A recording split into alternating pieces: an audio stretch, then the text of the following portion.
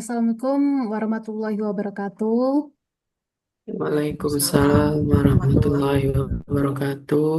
Selamat pagi Bapak Ibu. Hari ini kita ketemu lagi nih untuk membahas pendidikan di era teknologi informasi. Nah, ini ada video menarik nih, kayaknya bisa kita bahas bersama-sama. Pemirsa, rencana pemerintah untuk kembali menerapkan pembelajaran daring mulai April 2026 menjadi bagian dari strategi efisiensi energi nasional yang menuai perhatian luas. Kebijakan ini dinilai memiliki potensi manfaat, namun juga menghadirkan tantangan yang perlu diantisipasi secara menyeluruh dalam sektor pendidikan.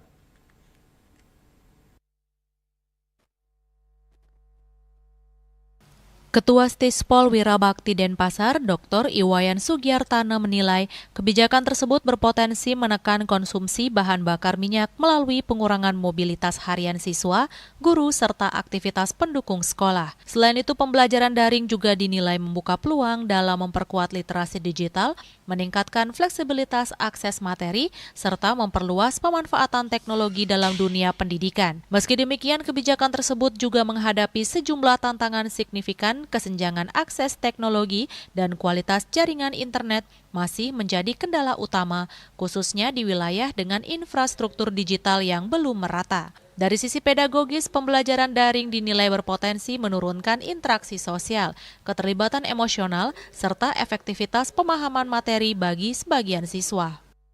Menurut saya sih, dengan adanya pembelajaran daring oleh pemerintah, dikembalikan lagi pembelajaran secara daring itu memang sebuah fenomena yang ada plus minusnya ya.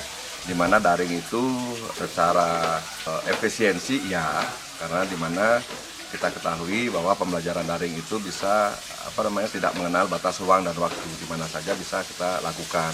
Dan tentunya memang benar bisa menghemat BBM atau energi bahan bakar, terutama bahan bakar minyak itu, karena siswa dan guru atau dosen itu tidak lagi ke kampus untuk memberikan sebuah pembelajaran. Nah, akan tetapi memang daring itu dilema ya.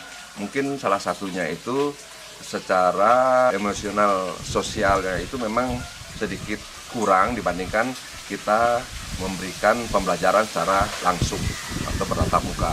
Apalagi yang terkait dengan praktikum ya, saya rasa itu tidak memungkinkan untuk daring gitu ya. Misalkan anggap saja prodi pariwisata, bagaimana dia itu anggaplah setting sebuah room atau teknik otomotif itu, bagaimana dia membongkar sebuah mesin, membuat sebuah rancangan mesin itu yang memang ada alat-alat yang harus digunakan seperti kedokteran dan lain sebagainya itu. Secara akademik, keberhasilan kebijakan ini sangat bergantung pada kesiapan ekosistem pendidikan secara menyeluruh, mulai dari dukungan infrastruktur, peningkatan kapasitas tenaga pendidik, hingga desain pembelajaran yang inklusif dan berimbang. Yana, Bali TV. Nah, baru-baru ini Kementerian Pendidikan Tinggi, Riset dan Teknologi juga udah mengeluarkan surat edaran itu nomor 2 tahun 2026 yang membahas tentang perlakuan pembelajaran jarak jauh untuk mahasiswa di tingkat semester atas, yaitu semester 5 ke atas. Nah, kira-kira gimana nih tanggapan Ibu, Bapak setelah melihat video dan juga tentang surat edaran tersebut? Gimana sih pengaruhnya terhadap kinerja kita sebagai ASN di lingkungan universitas? Kalau menurut saya pembelajaran jarak jauh tuh agak kurang efektif ya. Karena selama ini mahasiswa kalau misalnya kita Zoom, mereka fokusnya kepecah. Di sisi lain juga ada beberapa mahasiswa yang di rumahnya sinyalnya susah. Jadi kalau pembelajaran jarak jauh agak kurang efektif pembelajarannya jadinya. Kalau menurut Pak Rizky gimana Pak? Kalau menurut saya sih ini termasuk dadakan ya Bu. Kalau seandainya ini diterapkan di pertengahan semester yang sekarang udah berjalan. Mungkin di sini saya ingin membahas dari sisi administrasi yang paling krusial itu masalah presensi ya Bu. Karena kan mungkin dari sisi transformasi digital untuk presensinya. Kita tahu kan mungkin beberapa sekolah kadang tuh bagian administrasinya aja seperti membuat G-form untuk presensi aja mungkin mereka kurang paham gitu. Dan juga mungkin kendalanya bagi siswa ataupun mahasiswa ini kan kayak seperti jadi kesempatan pulang kampung ya Bu. Jadi karena mereka pulang kampung, terus di kampungnya susah sinyal, jadi untuk mengakomodir kalau di siswa ataupun mahasiswa yang dari sisi sinyal susah, jadi mereka untuk presensi susah juga gitu. Hmm. Kalau dari saya sih yang pertama mungkin untuk hal positifnya itu bisa fleksibilitas waktu ya Bapak Ibu. Karena proses perkuliahan jarak jauh ini jadi bisa bergeser. Mungkin bisa lebih sore atau lebih malam jika dosennya nggak bisa di perkuliahan di pagi. Soalnya satu dosen juga kadang mengajar beberapa mata kuliah dan juga untuk di kampus juga dia punya jam jam pulangnya. Jadi ketika udah jam 4 seperti di Unja jam 4 maka proses perkuliahan harus udah selesai dan gedung-gedung juga udah disterilkan, udah dibersihkan kayak gitu. Mungkin itu hal positifnya itu lebih ke fleksibilitas waktu. Nah, kalau hal negatifnya seperti yang udah Bu Rizky mention tadi adalah si mahasiswa ini kadang kalau nge-Zoom itu dia ngerasa nggak kuliah. Jadi dia cuma ngidupin Zoom tapi dia enggak nggak memperhatikan kayak gitu. Mungkin pengawasannya juga kurang kalau masalah pelajaran jarak jauhnya. Terus seperti yang Pak Rizky juga bahas masalah absensi ya Pak, kadang atasan kita ini mikirnya kita ini kerja cuman waktu dia ngelihat kan Pak. Nah ketika dia nggak Iya. ngelihat, dia nggak merasa kita ini kerja. Jadi kadang kita udah banyak kerja, udah banyak maksudnya udah banyak hal yang perlu kita selesaikan, tapi karena atasan kita sendiri nggak ngelihat apa aja beban kerja kita, atasan kita tuh ngerasa kita handle kerja itu kayak mudah, padahal juga punya em, beban-beban juga gitu. Mungkin itu kalau dari masalah presensi. Oke. Sebenarnya kalau dari sisi anggaran kan Bu, tentu Hmm. ketika ada perubahan kebijakan seperti ini, tentu dari sisi anggaran kan harusnya itu perlu adanya relokasi ya Bu. Karena kan tujuan dari pemerintah ini mungkin untuk melakukan efisiensi dari sisi apa untuk menghemat BBM ya Bu. Tapi kan ketika efisiensi bahan bakar ini bisa berjalan, namun kan untuk cost dari kuota data ya Bu, itu kan harusnya perlu ditambahkan untuk pemenuhan kuota data bagi mungkin tenaga pengajar seperti itu.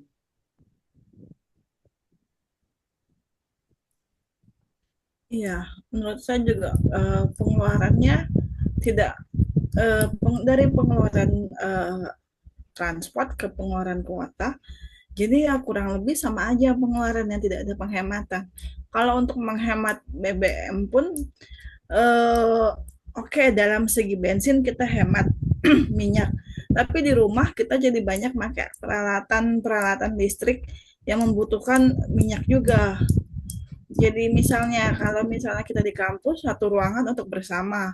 Kalau di rumah kita rumah masing-masing. Jadi penggunaan lampunya berlebih, penggunaan listriknya berlebih. Jadi pengeluarannya menurut saya kurang lebih sama aja, cuman tidak terlihat langsung ketimbang kita ke kampus langsung kelihatan oh penggunaan bensinnya sekian gitu. Mungkin menurut saya lebih hemat kalau misalnya mahasiswa dialokasikan dengan kendaraan transportasi umum misalnya dari kosan. Jadi mereka bisa pergi bersama-sama ke kampus. Di kampus mereka bisa menggunakan ruangan kelas bersama, jadi itu lebih hemat kalau menurut saya ketimbang di rumah sendiri-sendiri, tapi menggunakan listrik sendiri-sendiri, menggunakan kuota sendiri-sendiri. Menurut saya seperti itu. Hmm. Saya setuju dengan pendapat Bu Rizky. Ini mahasiswa ya, kalau untuk pembelajaran sendiri dari segi pendidikan mungkin kurang efektif ya kalau kita melakukan pembelajaran secara online.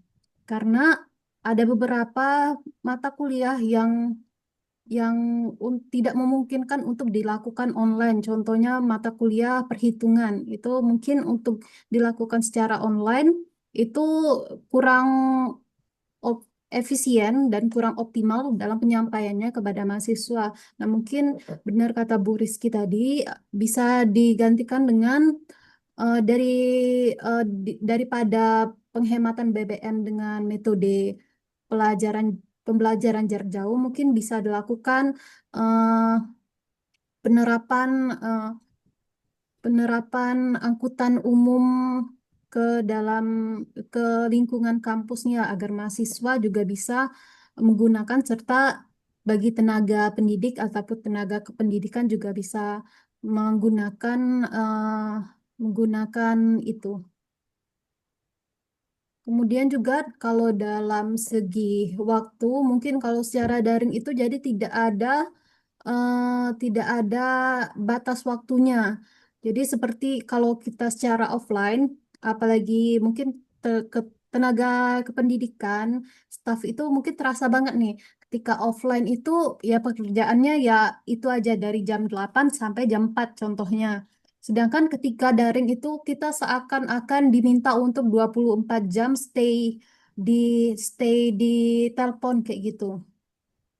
Kira-kira itu gimana ya Bapak Ibu? Benar, Bu.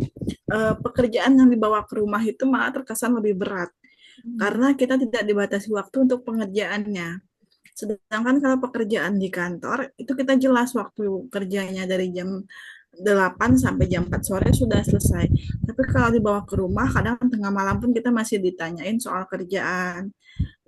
Terus juga tadi Ibu bilang, untuk pembelajaran praktek memang susah kalau di rumah. Seperti kalau di FKIP itu ada pembelajaran prakteknya micro teaching. Sedangkan di rumah tidak semua mahasiswa mempunyai papan tulis atau layar monitor yang bisa mereka praktekkan untuk yang bisa digunakan untuk mereka praktek mengajar. Jadi kalau dari segi kayak gitu kayaknya kurang efektif memang pembelajaran jarak jauh ini. Gimana menurut Pak Rizky?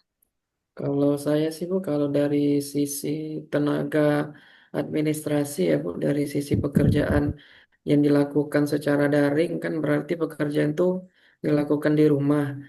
Namun kan ada beberapa kondisi tertentu kita tuh mungkin seperti untuk meminta tanda tangan gitu kan Bu.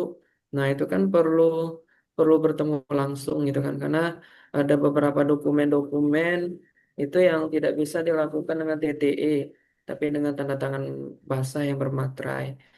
Jadi sebenarnya kalau apalagi kalau kita kerja di rumah juga kan betul kata Bu Rizky eh, dari sisi jam kerjanya juga kan Bu tidak tidak sepasti kalau kita kerja di kantor. Kalau di kantor kan untuk jam kerjanya itu udah jelas mulai dari jam 8 nanti bisa sampai jam 4 atau jam 5 sore. Tapi kan kalau kita di rumah itu terkadang kan eh, ketua tim atau pimpinan kadang bisa meminta data atau request itu kadang bisa malam seperti itu. Oke. Wah, diskusi yang sangat menarik nih Bapak Ibu. Kira-kira dari diskusi kita hari ini, mungkin kesimpulannya itu adalah pola kerja baru menuntut transisi dari pengawasan kehadiran fisik menuju produktivitas berbasis output dan literasi digital ya. Dengan dukungan anggaran yang akuntabel serta peningkatan kompetensi ASN, efisiensi teknologi diharapkan mampu menciptakan birokrasi yang lebih adaptif dan profesional tanpa menurunkan kualitas pelayanan publik. Senang berdiskusi bersama Bapak Ibu. Ya, terima kasih Bapak Ibu. Ya, Terima terima kasih Bapak kasih, Ibu. Bu.